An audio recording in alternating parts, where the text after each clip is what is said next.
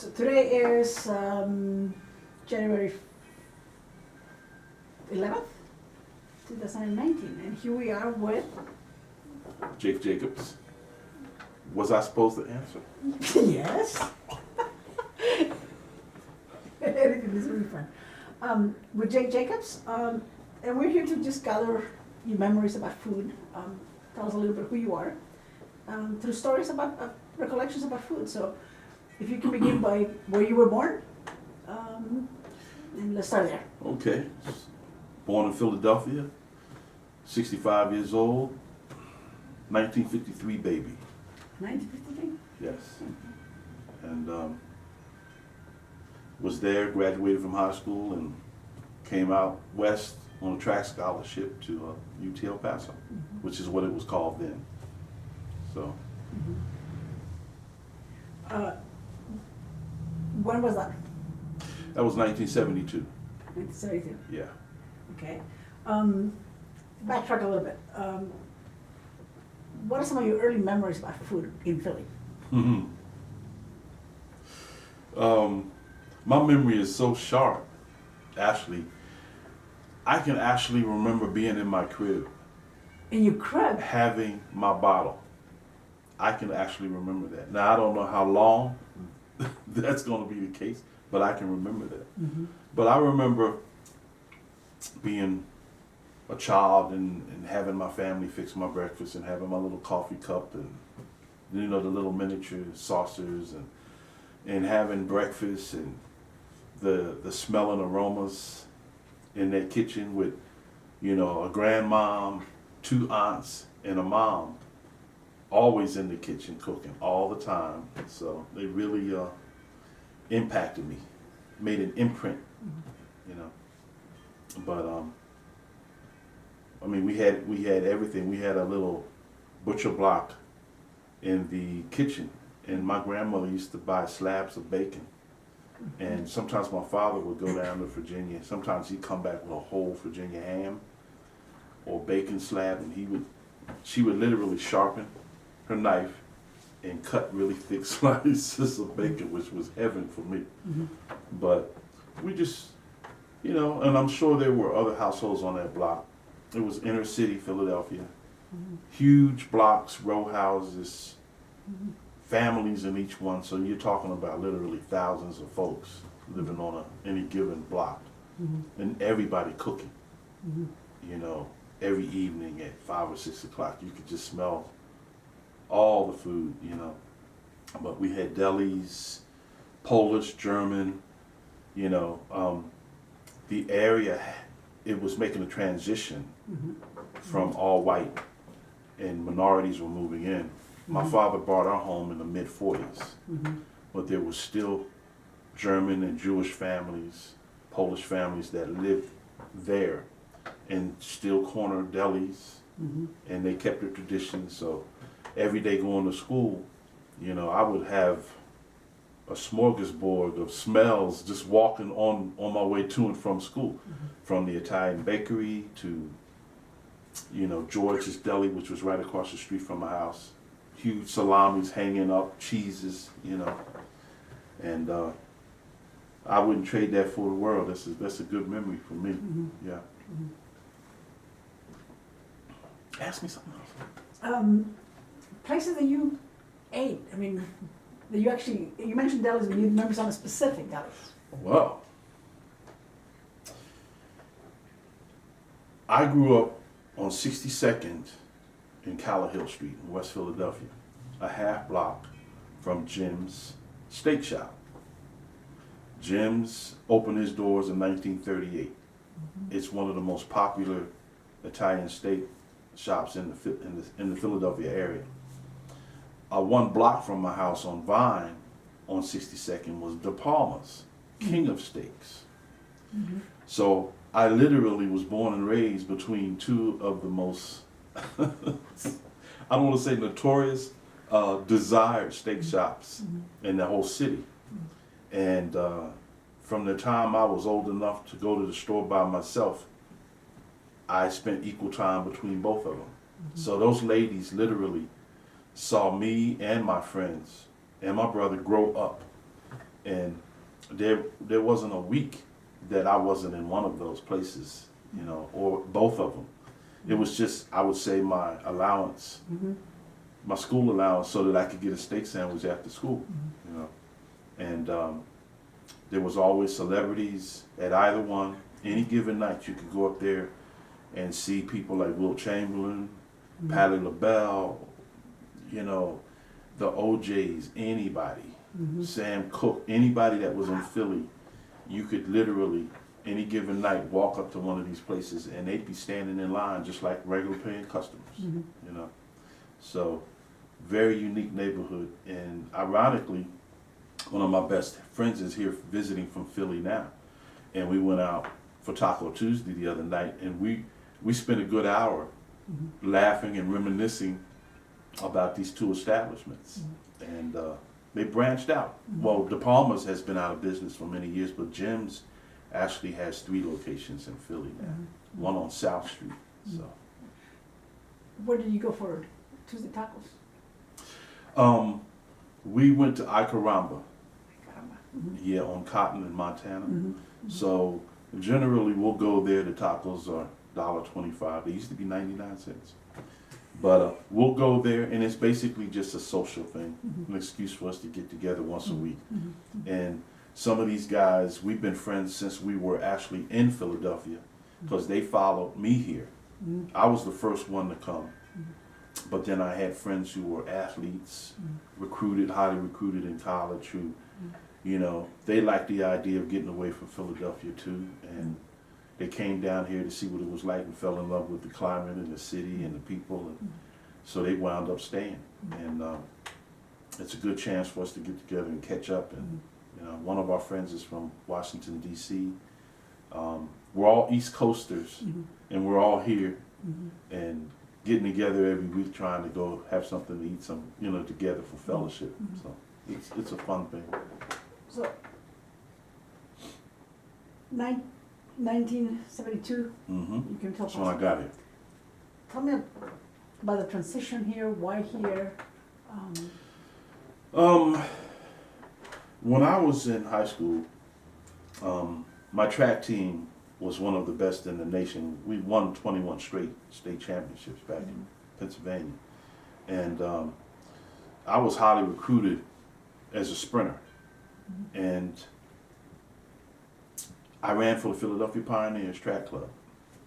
Well, ironically, some of UTEP's top sprinters also ran for that track club. It's an AAU club. And during the off season, during the summertime, they would be back on the East Coast. And they got to know me as a high schooler, and connection was made between Coach Vandenberg and my coach and myself. And we just established a rapport, but I was recruited by other coaches also. And I really didn't know anything about Texas. I loved the track team and the program. We were mesmerized by these guys because they had the fastest sprinters in the world, and they had essentially Olympians from Jamaica, Trinidad, Australia, Germany. We had an international team, and it was anchored by it had to be like 8 Olympians at least. And so for me, that was pretty much a draw. I wanted to compete at a really high level, and for a team that had that attitude, you know, we will not be defeated. You know, that's where I came from in high school, and so it was a natural transition for me to come to a program like that. But I really had I was on the fence about it because I've always played music also, and being a musician, not knowing anything about El Paso, I was playing with a group in Philadelphia with older guys, but they were all fantastic musicians, and they were getting ready to record an album the end of August 1972. And if I was going to attend UTEP, I would have had to be here in the beginning part of August for freshman orientation. So my mother, for whatever reason, her and Coach Vandenberg really hit it off out of all the other coaches. And she really felt like El Paso, Texas was a good place for me. to come. Being an inner city kid, rambunctious, full of testosterone, aggressive, passive aggressive, but still always ready to fight. And even though I was playing music, I still had to keep my guard up all the time. You know, so consequently I had a lot of altercations with guys who thought they were bullies, you know. And I've just never subscribed to that, ever in my life. So I had a lot of battles growing up. And that was my mother's primary reason for wanting me to go to school as far away from that environment as possible. But being that I was a musician and that I was playing with this stellar group of musicians who were encouraging me to stay and go to the Philadelphia Music Academy and aspire to perform and stay with them, you know, you're a young kid and you're at a fork in the road in your life, you know. And what happened that tilted the scale was my mother set up an intervention and at my grandmother's home in the suburbs one Saturday. And it's funny because it was the second intervention, because my bandmates had set up an intervention and got my mother's permission to take me up to Manhattan to visit one of their musician friends who had blown up popularity-wise. He had gone off to Europe, was doing great things, was getting ready to be world-renowned. And he had just come back from a tour and he was staying in Manhattan, and they asked my mother if I could go up. And the whole trip was about them talking me out of going to college out west. And she didn't know anything about it. And I really didn't know it was going to be that. But when we got up there, the first thing the guys asked me is, "What are you going to Texas for? There's nothing out there but tumbleweed and jackrabbits," you know. And that was the first thing they asked me. And they were making fun, but they were basically saying, "You're leaving us to go all the way to Texas, dude?" And I said, "I don't know what I'm going to do yet, man." You know. And the next weekend, my mother stages her intervention. So she sets me up. I knew something was up, you know. So she says, "Come on, we're going out to Grandmom." So I go out there, and she had 5 sisters, and all 5 of their cars were parked in single file at my grandmother's, you know. And I knew something was going on. And when I walked in, they were all standing on both sides of the dining room table with big smiles, and my grandmother was loving on me, and everybody was joyous. And I said, "What's going on?" You know. And my mom comes out of the kitchen with a silver platter stacked with jumbo shrimp, which that's my weakness, you know. And she knew it. And she set me at the head of the table. My grandmother is on one side, my mom, they got me around the shoulders, patting me down, you know. My aunts are smiling. Not an uncle, my brother, no males in sight. So I sat down and I started eating my shrimp. And I went through a dozen of them just like that. And I said, "Okay, what's going on, guys?" And they said, "Well, you know, we've been talking about your future, and we're proud of you for being the caliber musician that you are. And we're also proud of you for being the level of athlete that you are. But, you know, we really, despite knowing that the group is getting ready to go in the studio to record this album, we just feel that you will always have your musical ability, and we would just feel better if you took a chance and went to El Paso and just experienced college and take advantage of this opportunity for a scholarship. You know, we don't have the money to pay tuition. This is a free education you're getting here." And I sat and I listened, and I thought about my mom, and I thought about all the nights she worried about me when I was out, because I'm the oldest, and I would be out literally gang warring and doing things that really I shouldn't have been doing. And it never dawned on me those years that I was doing it, what I was doing to my mother, you know. And it was at that moment, over that platter of shrimp, that my light bulb went off. And I said, I put her through too much, and this is the least I can do. I know she's going to miss me, but if I have to go away from home to make her feel assured that I'm okay, then I'll do it. So I called the coach up the next day. I told him I was committed to coming, and the next week I had my plane ticket, and changed my life's trajectory, basically. So come to Apostle, tell us about Apostle. Well, first day, we arrived here at night, and back then you had to walk across the tarmac. Plane rolled up, steps come up to the plane, people disembark.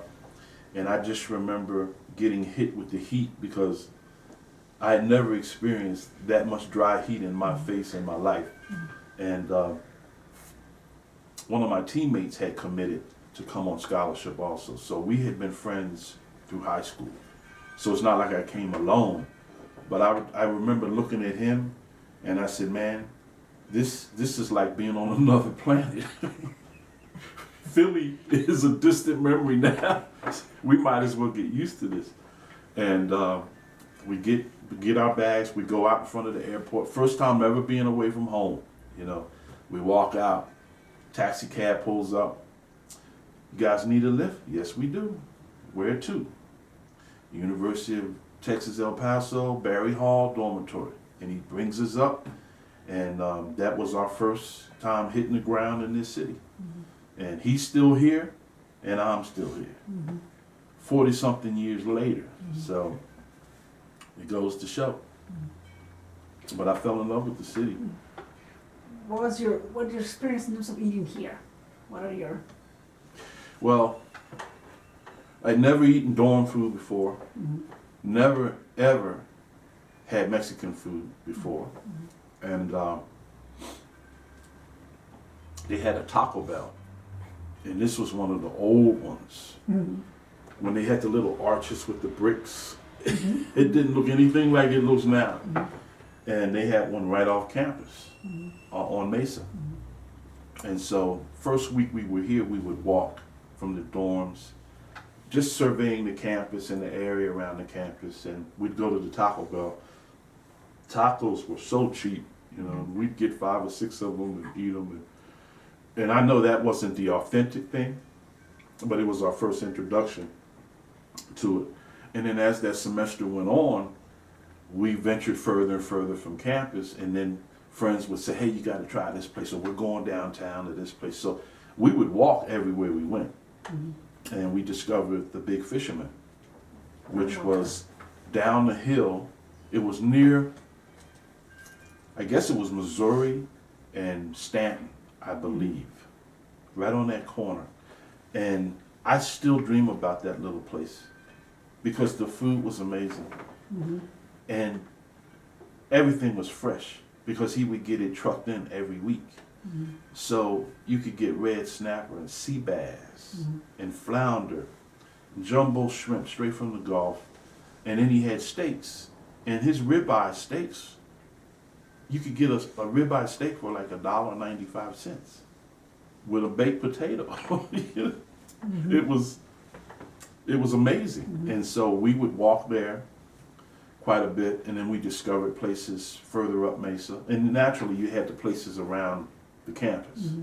You had the, I don't know if it was called the Pancake House, but there was a place there. And then you had the Campus Queen and Charbroil going further up past Festival near the Fiesta Drive-In. So we basically had our little 3-mile range perimeter that we would travel, but we explored all the places, explored all of them. And a buddy of mine, one of my hurdler teammates, because I ran hurdles, and he was from here. And really likable guy. And one day he said, Jake, I'm gonna take you over to Waters for some authentic Mexican food, man. I know a great place, you'll really love it. Let me treat you. So we go, and he drove over, and we went to this place, and it was so nice. It was just like I would have imagined the place to be. Never have been to one, but still. And the waiter was very polite, and we ate, and I got tacos, and oh, they were so good. The corn tortillas were fried, and it was just, just the right amount of lettuce and tomato and cilantro and everything. It was just perfect. And we had a good meal, and we parted company later. And the next day, well, within 15 hours, I imagine, I had the worst case of food poisoning you could ever imagine. Terrible. Montezuma's revenge, almost killed me. And they sent the ambulance to my room to pick me up, and I turned them away. And my mother was on the phone screaming at my roommates to actually make me go regardless. But I told the ambulance driver, I'm not going. I'll be okay. Because they caught me at a lull where I came up for air and I was feeling a little good in between the nausea. And I thought, okay, it's past. I'm fine. I'm not going all the way to the doctors for nothing. Well, that was a big mistake. And it just got worse and worse. And finally, they came to pick me up. I was unconscious. And they took me to Thomason Hospital. And I just remember waking up, and I'm looking, and I'm inside this ambulance, and we're on the way to the emergency room, and they rolled me in. And that was my worst experience with food poisoning. But even in light of that, I love those tacos. Because I couldn't, I know it wasn't that. And Danny even told me, my friend, he says, Jake, it was probably the water. And you're not used to this region. And I said, you know what, you're right, man. But he says, I told him I'm going back. We got to go back there. I don't remember the name of the place, but it was just, and it's one of those memories. I remember that. I don't remember getting sick as much as the enjoyment from the meal overweighed that. It just cancels it out. So, but yeah, El Paso has, and as the years go on in the 70s, you discover places. I used to go to Sambo's. There was a place here called Sambo's. Oasis Diner, which was right next to the entrance of the Plaza Theater. So it was just a little diner, 24 hours, open day and night.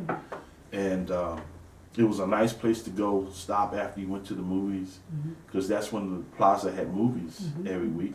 I saw The Exorcist in the Plaza Theater. Kramer versus Kramer, all those great movies that came out in the 70s.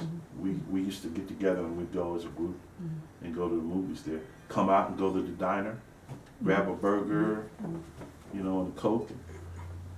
So yeah. What about soul food? Soul food here was pretty limited, but the one place that was always consistent and excellent was Bill Parks. And so that was our little haven. We would go to Bill Parks, and it was always a nice, clean place. Where was it? The last location I know of, I think he was near Copia. I think he was off of Copia and the freeway. My last recollection. And but I just remember never getting a bad plate of barbecue at that place. And I remember him very well. Very quiet spoken, really nice, gentle man.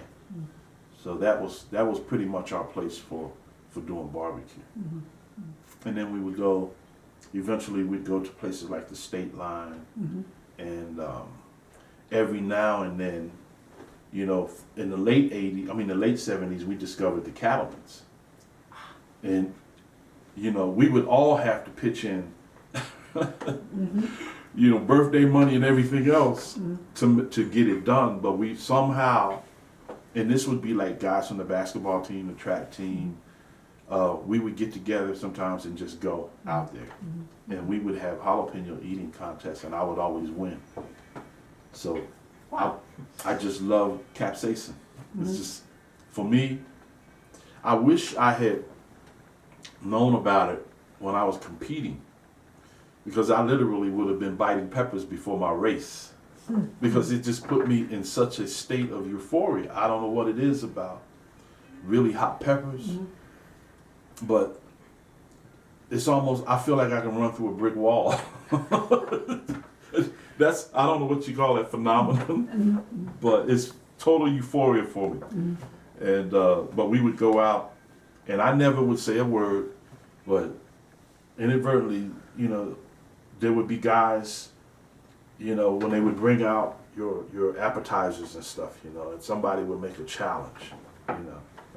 And man, let's have a jalapeno, let's have a pepper eating contest. Let's, you know, let's see who the king is. I wouldn't say a word. And then I'd say, all right, let's load them up. And we would go, and they would be sweating and crying and moaning and groaning, you know. And it just, they've never really affected my stomach or anything. So I guess I'm blessed in that respect. But So, if you could describe in a few words how El Paso changed you, what would that be? well, immediately, the first day waking up here, after getting here at night and waking up the next day, from my room in the dorm, I stayed on the 4th floor. And our room overlooked Waters. I mean, it looked straight across the river. Asarco was maybe to our right, but we could look straight into the shanty side of Waters, you know. And it just made an impact that I'm going to school with common folk in this area, you know. Every day people get up and they have the same struggle as the same people living the worst conditions back in Pennsylvania that I've seen. But I respected that and I embraced it, and it just made me feel a kinship to this area. I don't know why. Some people might have thought it was an eyesore, but it wasn't the case for me. Coming here from Philly, where you always had to be on guard, even when you were off guard, you know. Coming to El Paso essentially just slowed my metabolism down to where I felt for the first time in my life that I could relax, get to know people. Not that I didn't have classmates and teammates growing up back east, that we had that bond.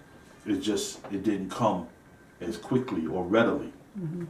And, you know, several of my favorite teammates on UTEP squad were local Mexican athletes who were phenomenal, you know, and just, we would spend a lot of time together, and I got to know, they were the first Mexican individuals I had come in contact with in my life, but hadn't really, in an academic environment, been around that many whites either, you know. So this campus was the right place for me to be. It was the right time in my life where I was receptive to it, and you know, it made me drop that shield, you know. But I do remember an incident. The very first day I had a particular class, and these two guys, we were waiting to go into the class, and we were filing in one by one, and there were two guys, and they were from California, and two Anglo guys, and young, handsome, looked like surfers, blonde hair, and it was bleached, and they were tan, you know, and you could tell they were California guys. And this was the hippie period, and it was all good, but I didn't know them. And one of them saw me. I had a huge afro back then, and I don't know, I know I had bell bottoms and earth shoes on. I know I had that. And but one of them looked at me when we were going in, and he says, "How you doing, soul brother?" Like that. And I didn't know really if he was being a smart or if he was genuine. And my response to them was very rude and very swift and very cold.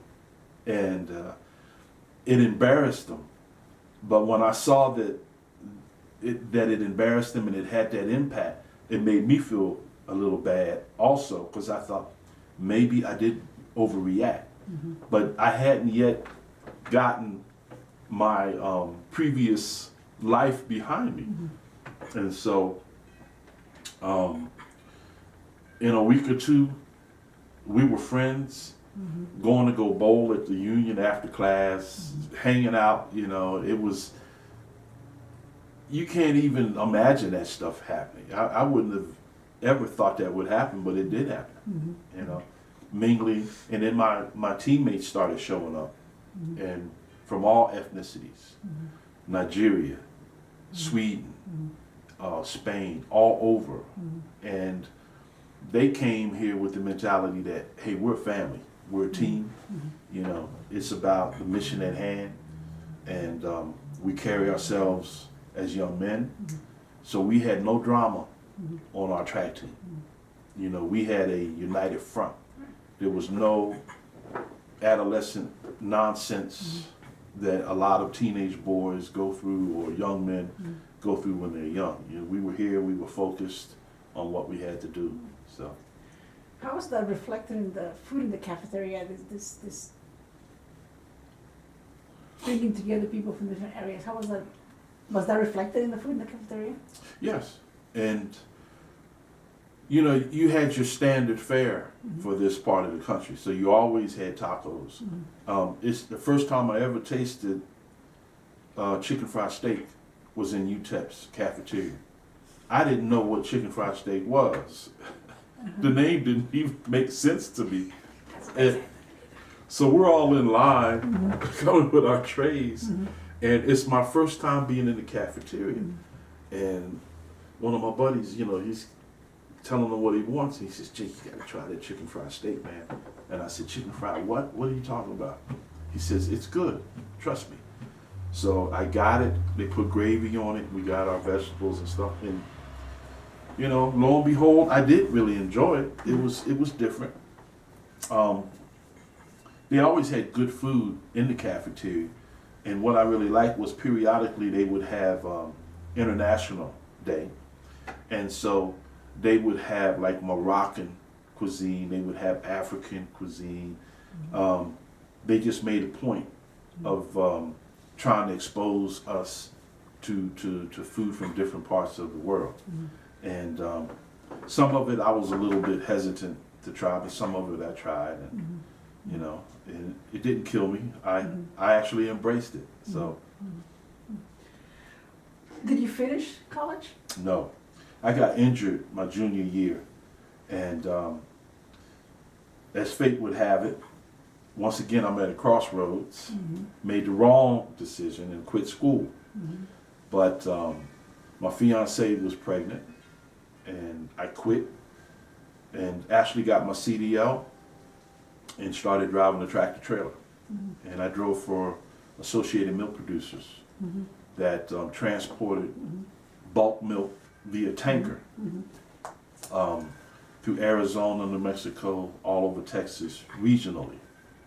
And so we had local drivers who would go to the dairies in Canutillo and Anthony, and they would go take it and bring, they would go pick it up. It was unprocessed. They would bring it to our location in the industrial side of El Paso, over on Commerce. We had a yard over there with all of our vehicles, and then we would take it long distance. And so we would, you know, we would take it to milk plants. We'd go to Munster. They have a cheese plant there where they make Munster cheese. So we would take several tank trailer loads of milk to them for them to make their cheese with. We would run to places like Roswell, but then we had places all over New Mexico and Arizona that we would haul. And depending on the acidity, pH of the milk, they would use it for certain items. You know, every day that pH is changing. And so, you know, if you're in a blizzard trying to get 1,000 miles from here, and you get stuck overnight, well, it changes because they run lab work on that stuff. And so some of it would wind up being made into ice cream, you know, or they use it for different, depending on the pH level of the milk. But I did that, and it was very good money. It was probably more money than I would have made had I gotten my degree and gone into my field. And I majored in medical technology. But back then, you could make an honest living driving a truck. And I liked the solitude of just saying, okay, Jake, here's your bill of lading. You need to be sitting at this plant the day after tomorrow. Just a nice drive, listen to my music, and go make an honest day's work. So that was what that was all about for me. But I did put music on the shelf, and I've done that several times in my life. But at my core, I'm a musician, and that's who I am. So at your core, you're a musician. You have Who done likes to tours. eat? Who likes to eat? And you've done tours at Europe. Yes. Tell us about Well, your food experiences in other countries. Well, I've traveled to Japan. I've traveled to, all over Europe, and being an American, meatloaf, potatoes, barbecue ribs. I have certain shrimp, certain things in my repertoire, and I judge everything else by them. And my first experience in Europe was they were big on beef and things like that, but the seasoning wasn't even recognizable to me. It was almost to me like the food wasn't seasoned at all. And but I mean, you have to eat when you're away from home for 2 months. And it's not that I didn't enjoy the food, because you're hungry, you eat, and you're eating potatoes and gravy and things like that. But they just had a different, and it's probably a healthier thing, really, when you get down to it. We're salt crazy over here and season. They just didn't do that, at least from my experiences. Now that cooking and 5-star hotels and eateries are the thing, I'm sure everybody's trying new things, and cooking has evolved. But back then, it was a different thing, and I just stuck to the basics. And the same in Japan. When I got to Japan, really having a language barrier for us. We would go through Tokyo, and we would see these shops, and they had plates in their window.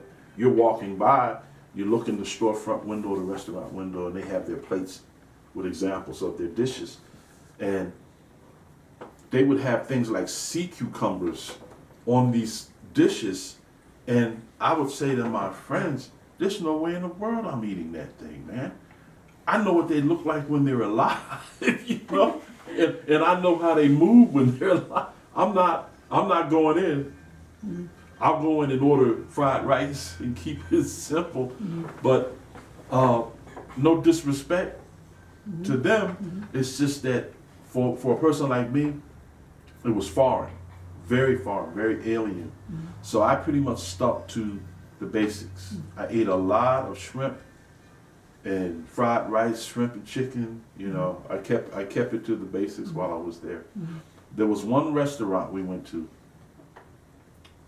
It was an after party after a concert we played, and it was owned by an Ethiopian gentleman who was married to a Japanese lady, and they had this beautiful underground restaurant. And it was the first time I'd ever tasted mutton on a shish kebab, on a skewer, and I could have stayed there and eaten all night long. That was my best meal I'd ever had in Japan. It was wonderful, and I never will forget that. That was my first time ever tasting it, but it was just like butter, melt in your mouth, and they were very gracious. But other than that, I'm not very worldly when it comes to that. My diet basically is based on American food groups and American seasonings and things like that. Not that I'm not against it. It's just that I'm cautious, you know, about what I take, especially abroad, because the last thing I would ever want to do is get sick in another country. And believe me, that was weighing heavily on my mind when I was over. So Once you stopped going to school and started working, did you stay in El Paso, or you left El Paso and then came back to El Paso? stayed in El Paso until 1980, and then I moved to Houston and raised my family. Drove a truck for many more years, 25 more years, but was still able to play music, still able to tour, travel, and actually started composing back in the mid-90s. I started writing. I have several hundred compositions right now. But I always worked. I retired, early retired, and now all I do is compose and play, and I do it when I want to, as far as performing. So kids are grown, out of college, you know. What brought you back to El Paso? I always missed it. You know, my family thought I would, if I ever left here, I would go back to Philly.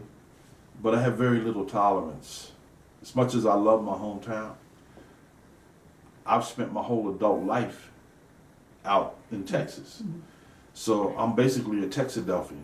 You know, you can't, I still have my core East Coast side, but I always missed El Paso when I was in Houston, because Houston is nothing like El Paso. And I miss the slow pace of the city, no traffic, the low crime. I always longed for that. And then I had my friends who stayed here, raised their families, retired, while I was gone, but we talked all the time. And they would always say, when are you coming back? When are you coming back? So 2008, I decided, you know what, I'm going back home.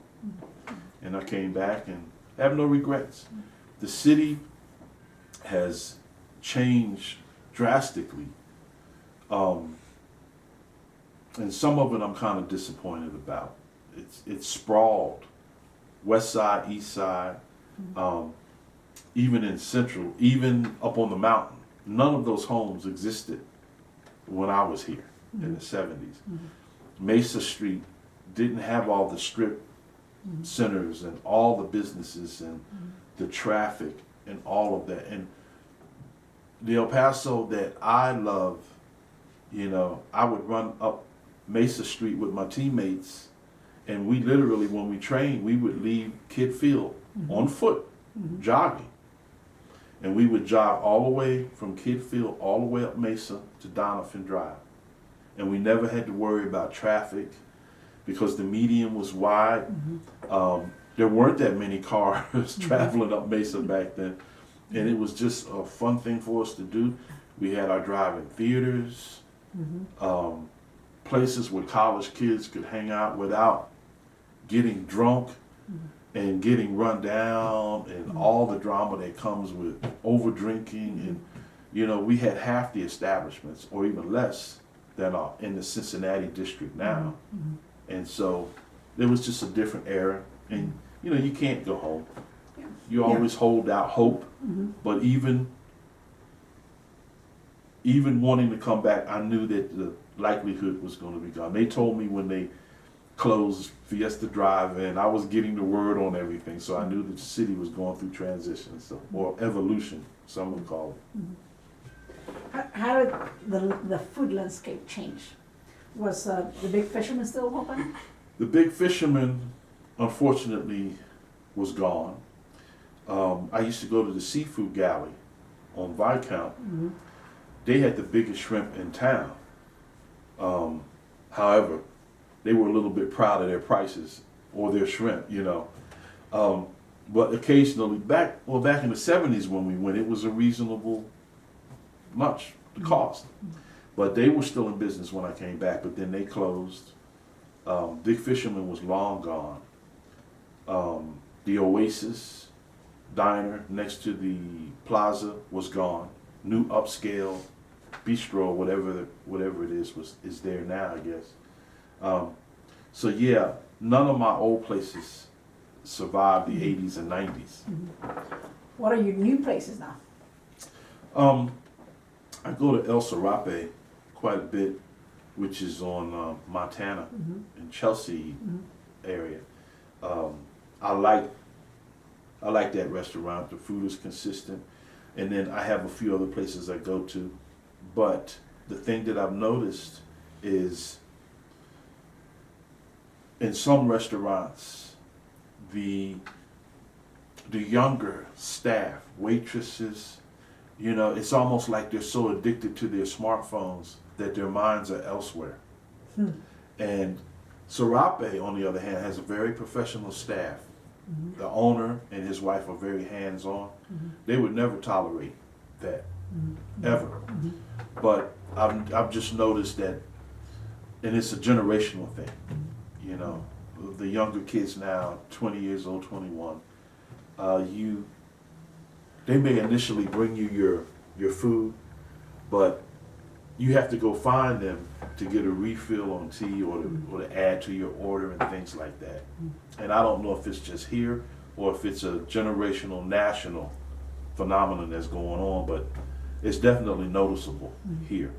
And so, but I guess we just, you know, we take it with everything else. If you choose to go out to eat, that's something you might have to deal with. You cook at home, and if you cook at home, what do you cook, and how do you? Well, I have some dishes that I like to cook that are basically comfort dishes for myself, you know, and I love to make spaghetti, fried chicken, things like that, you know. I love to grill. And you're looking at me with that high eyebrow, so yes, I do love sweet potato pie, as you know. But yeah, I stick to my group, you know. I don't get fancy and go outside my gray page when it comes to trying to fix something in the kitchen. And we will make a sweet potato pie for sure. I haven't made one in a while, but I promise you, I'll get the ingredients and we'll put one together. See what we can do. Maybe two. You never know. Okay. Potato salad. Just tell me a little bit about potato salad. Well, my grandma. And you know, everybody loves their grandma's potato salad, but my grandmother, my maternal grandmother, because both of them were excellent cooks. And they used to both make dishes that I adored. Chicken and dumplings being a perfect example. I love chicken and dumplings. I'm going to stop you right there.